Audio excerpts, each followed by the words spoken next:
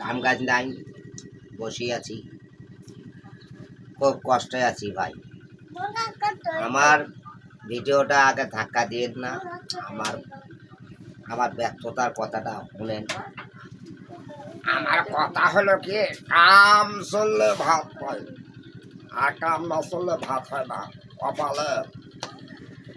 এখানে এখানে কথাটা তো বলতেছে, আমি তো রঙের কাজ করি, আমার অনেক সমস্যা।